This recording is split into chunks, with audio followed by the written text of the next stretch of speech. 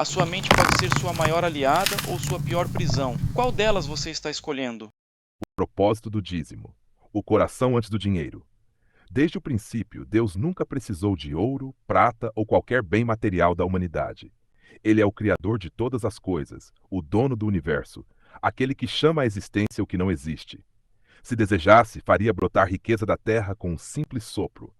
Mas, em seu amor e sabedoria, Deus instituiu o dízimo não porque precise de algo nosso, mas porque conhece profundamente o coração humano. Ele sabe que o dinheiro é um mestre sutil, um falso Deus que se infiltra nas decisões, medos e desejos. O dízimo não é um tributo exigido por Deus, nem uma troca por bênçãos, e muito menos uma moeda espiritual. Ele é, acima de tudo, um exercício de entrega, desprendimento e fé. Seu propósito é formar o caráter do adorador, libertando-o do apego às riquezas e ensinando-o a confiar no sustento divino. Quando dizimamos com entendimento, declaramos que Deus é nosso provedor, que tudo o que temos pertence a Ele, e que nossa esperança está firmada na eternidade, não em números de contas ou bens acumulados. Essa prática enfraquece o domínio sutil que o dinheiro pode exercer sobre o coração humano e nos reposiciona espiritualmente, lembrando-nos que nossa vida não está nas posses, mas nas promessas do Senhor. O exemplo de Abraão, ao quase sacrificar Isaque, nos mostra que fé verdadeira envolve entrega. Deus pediu o filho amado de Abraão, não porque desejava uma vida humana, mas porque queria mostrar a Abraão o que habitava em seu coração. Ele fez isso para libertá-lo de qualquer apego que o separasse do Criador. O mesmo princípio vale para o dízimo.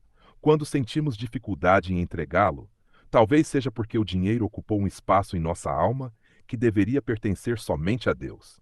A grande verdade é que ninguém pode servir a dois senhores, pois amará um e desprezará o outro.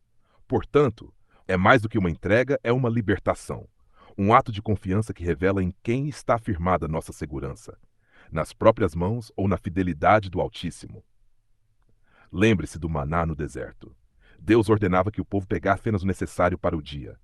Quem tentava guardar via tudo apodrecer, exceto na sexta-feira, quando Deus permitia a porção dobrada para o sábado. Isso nos ensina que o sustento de Deus é diário, e confiar em acúmulo pode nos afastar da dependência dele. O dízimo, nesse sentido, é um lembrete contínuo de que nossa segurança está em Deus, não em reservas humanas. Quando Jesus disse: "Onde estiver o vosso tesouro, aí estará também o vosso coração", ele apontou para essa verdade invisível. Nossa fé e nossas finanças estão entrelaçadas. E quando o dízimo incomoda, muitas vezes é porque algo dentro de nós ainda luta por controle. O dízimo, nesse contexto, é um espelho. Ele não compra bênçãos, mas revela em quem confiamos. O dízimo na lei e em Cristo. É essencial compreender que o dízimo não pertence à lei moral, os 10 mandamentos escritos pelo dedo de Deus que são eternas. O dízimo integra o corpo das leis cerimoniais e civis dadas a Israel, leis temporárias que organizavam o serviço do templo, o sustento dos levitas e o sistema de sacrifícios. Tudo isso apontava para aquele que viria e daria um novo significado para estas leis, removendo algumas e resignificando outras. Cristo, ao vir, não aboliu o dízimo, mas o transformou e o elevou, o mesmo que fez com todas as outras leis. Ele não o usou como moeda religiosa, mas como um chamado à justiça, misericórdia e fé. Em Mateus 23, Jesus confronta os fariseus. Ai de vós, porque dais o dízimo da hortelã, do endro e do cominho, e desprezais o mais importante da lei, a justiça, a misericórdia e a fé. Importava fazer estas coisas, sem omitir aquelas. Jesus não condenou o dízimo, mas o reduziu ao seu lugar correto, expressão de um coração transformado. Não se trata do que damos, mas do que nos tornamos em Deus. Quando indagado sobre tributos, ele revelou algo ainda mais profundo. Dai a César o que é de César, e a Deus o que é de Deus. A moeda tinha a imagem de César, mas nós fomos feitos à imagem de Deus.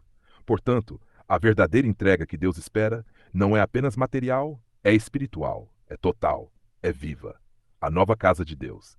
Após a ascensão de Jesus e o derramamento do Espírito Santo em Pentecostes, uma nova realidade espiritual foi estabelecida entre os seguidores de Cristo. Os apóstolos não orientaram os convertidos a levarem seus dízimos ao antigo templo administrado pelos fariseus, um local que rejeitara o Messias e permanecia preso a uma estrutura cerimonial que havia perdido sua validade. Em vez disso, As Escrituras revelam o surgimento de uma nova comunidade de fé, onde os recursos eram entregues diretamente aos apóstolos. Atos 4, 34 e 35 declara que os crentes vendiam suas propriedades e depositavam o valor aos pés dos apóstolos, que então distribuíam conforme a necessidade de cada um. O templo de pedra, outrora chamado de Casa do Senhor, deixou de ser o centro da adoração. Agora, os fiéis, como corpo vivo de Cristo, tornaram-se o verdadeiro templo do Espírito Santo. 1 Coríntios 13, 6 e 7. A casa de Deus passou a ser onde corações quebrantados se reuniam em nome de Jesus, independentemente de estarem dentro de paredes formais. Com isso, o dízimo e as ofertas não foram abolidos, mas sim ressignificados dentro da nova comunidade cristã. É importante observar que Paulo, ao orientar os crentes, não usou o termo dízimo como obrigação formal, mas destacou a prática de ofertas voluntárias movidas por amor e sensibilidade espiritual. Em 2 Coríntios 9, 7, ele afirma: cada um contribua segundo propôs no coração, não com tristeza ou por necessidade, porque Deus ama ao que dá com alegria. Essa instrução não substitui o princípio do dízimo como reconhecimento da provisão divina, mas amplia o horizonte. A generosidade cristã não se baseia em porcentagens, mas em corações disponíveis. O dízimo continua sendo uma forma de honrar a Deus com as primícias, mas agora caminha ao lado da oferta voluntária, que nasce do Espírito e se manifesta no cuidado ao próximo e no sustento da missão. Os apóstolos, como pastores e líderes da nova igreja, recebiam os recursos e zelavam por sua aplicação justa, usando-os para sustento da obra missionária, auxílio aos necessitados e expansão do reino. Veja o que está escrito em Atos 2, 44 e 45. Todos os que criam estavam juntos e tinham tudo em comum. Vendiam suas propriedades e bens e os repartiam por todos, segundo a necessidade de cada um. Esses versos reforçam que as ofertas e os dízimos deixaram de ser entregues ao templo farisaico e passaram a circular dentro da própria comunidade dos crentes. A verdadeira casa de Deus passou a ser o corpo reunido em fé, guiado pelo Espírito. E é nesse corpo vivo que o dízimo encontra sua nova morada. Não nas pedras do templo antigo, mas na missão viva de Cristo através dos santos. Não no rito, mas no amor. O dízimo como instrumento de amor. Com esse entendimento, aprendi a separar meu dízimo com propósito. Criei uma conta bancária dedicada a isso. Toda vez que deposito ali, faço uma oração. Senhor, aqui está o que é teu. Usa-me como teu recurso e instrumento para declarar ao mundo o teu amor. E então ele usa. Em momentos inesperados, ele me mostra alguém em necessidade. Uma oportunidade de consolar, ajudar, levantar. E quando obedeço, não entrego apenas recursos, entrego também amor, e declaro que o verdadeiro autor da ação é Jesus Cristo, que hoje vive em mim. Já vi sorrisos sinceros, lágrimas contidas, abraços de alívio. Nessas experiências, entendi que o dízimo é uma chave que abre portas espirituais no outro e em mim mesmo. Outros irmãos e familiares começaram a fazer o mesmo, e o que parecia uma prática religiosa se transformou em um movimento de compaixão e fé, onde podemos declarar que Jesus vive em nos. É por isso que deixo aqui um conselho aos meus irmãos. Separem o dízimo, orem sobre ele e entreguem com entendimento. Você experimentará o inesperado. Verá milagres nos olhos de quem recebe. Sentirá Deus tocando sua alma por meio de gestos concretos. O dízimo, quando usado com sabedoria, não enriquece estruturas, mas edifica pessoas que são a verdadeira igreja de habitação do Espírito de Deus. A igreja e a advertência de Ezequiel. Infelizmente, muitas igrejas modernas esqueceram o propósito original.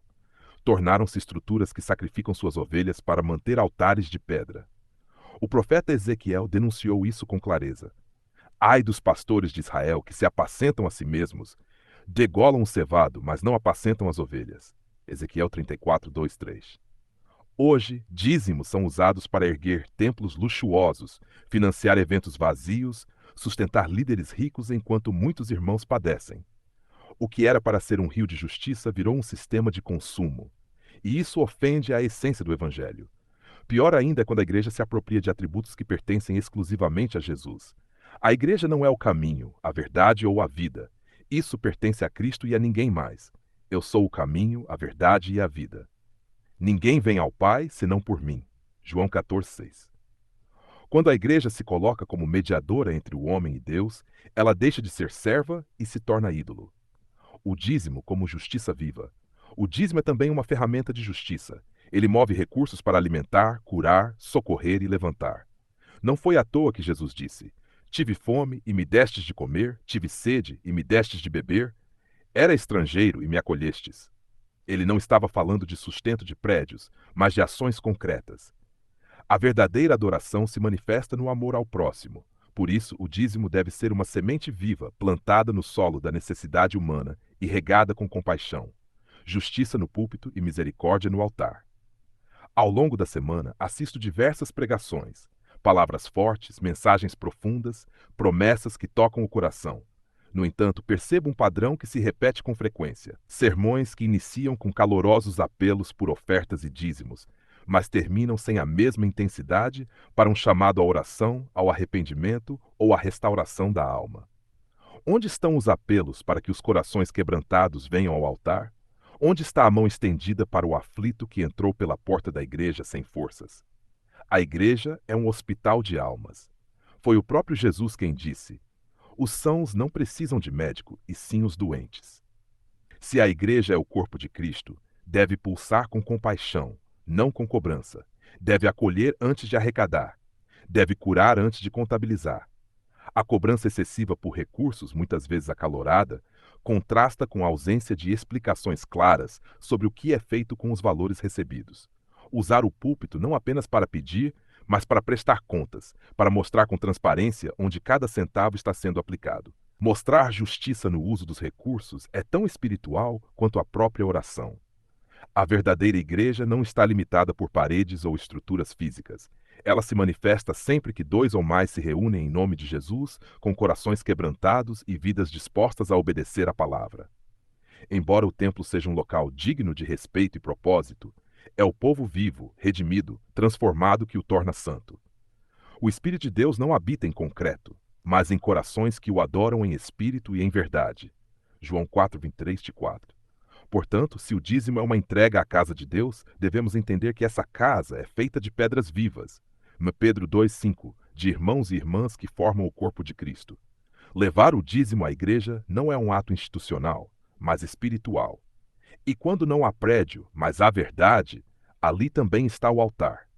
É por isso que devemos valorizar mais a essência do que a estrutura. Onde há fidelidade à palavra, zelo pela justiça e ensino sincero, ali o dízimo encontra solo fértil para florescer como instrumento de adoração e serviço. Se a igreja já arrecada o suficiente para manter sua estrutura, por que não incentivar os irmãos a usarem parte de seu dízimo em ações diretas de caridade? Que tal desafiá-los a olhar nos olhos de quem sofre, estender a mão, entregar o pão e receber um sorriso? Nenhuma experiência substitui o que se sente ao ouvir um simples e sincero obrigado de alguém que teve sua vida tocada. A compaixão é transformadora. E quando o próprio cristão se torna o agente da bênção, ele também se torna o testemunho vivo do amor de Jesus Cristo. Conclusão: se você está cansado de entregar seu dízimo sem ver frutos, ore. Pergunte a Deus como usá-lo. Entregue na igreja com alegria, mas também esteja atento aos que choram ao seu lado. Deus pode usar suas mãos para levar consolo onde há dor, alimento onde há fome, dignidade onde há vergonha. Infelizmente, ouço muitos irmãos dizendo: eu não dou o dízimo porque os pastores não prestam. Ou ainda: eu dou, mas se o pastor rouba, ele que se entenda com Deus. Essas frases, ainda que ditas com sinceridade, são formas de fugir da responsabilidade. Na prática, muitos estão sendo negligentes com os recursos que o próprio Deus colocou em suas mãos. Se cuidamos com zelo de nosso dinheiro pessoal, controlando extratos, investimentos e compras, quanto mais devemos cuidar daquilo que consagramos a Deus? A entrega do dízimo não encerra sua missão no ato de dar. Ela continua em vigilância, discernimento e zelo, assim como os apóstolos fizeram. Se você entrega seu dízimo na igreja, é seu dever e não apenas direito de saber onde estão sendo investidos os recursos do reino. Não para exercer controle, mas para zelar com sabedoria aquilo que pertence à obra de Deus. Afinal, somos mordomos, não doadores aleatórios. O dízimo não é uma obrigação fria, é um privilégio, um instrumento de fé viva. Quando deixamos de entregar por medo ou por omissão, perdemos a oportunidade de participar de milagres. Mas quando entregamos com fé, com responsabilidade e com amor, experimentamos algo que vai além do dinheiro: a presença real de Cristo em nossos gestos. Porque onde houver um coração generoso, Haverá também o toque vivo do Espírito, e ali o reino de Deus se manifesta. Reflita sobre estas frases. Senhor, eu confio mais em Ti com 90% do que em mim mesmo com 100%. O dízimo revela se nosso coração está na provisão ou no provedor. Nossas prioridades financeiras muitas vezes revelam mais fé ou incredulidade do que nossas palavras. O bolso prega sermões que a boca não tem coragem de dizer. Deus não nos manda prová-lo no perdão, no juízo ou nos milagres, mas nos dízimos, porque Ele sabe que neste ponto a fé é desafiada na prática. Não é Deus quem precisa do dízimo, somos nós que precisamos aprender a depender dele. A entrega do dízimo é uma confissão prática. Deus, Tu és o primeiro. O dízimo é a porta de entrada para experimentar a provisão e fidelidade divina. Oração final, Senhor Deus. Ensina-me a confiar em Ti mais do que em qualquer recurso material. Que o dízimo seja uma ponte entre minha fé e o Teu amor, e não um peso ou um ritual. Livra-me do apego ao dinheiro e da falsa segurança dos números. Que minha entrega seja cheia de propósito, discernimento e compaixão. Usa-me para levar luz aos que choram e consolo aos que clamam. Que meu coração, e não apenas meu bolso, seja Teu, e que o Teu nome seja glorificado em tudo que eu fizer. Amém. Gostou desse conteúdo? Então nos siga para ficar por dentro de tudo que estamos produzindo.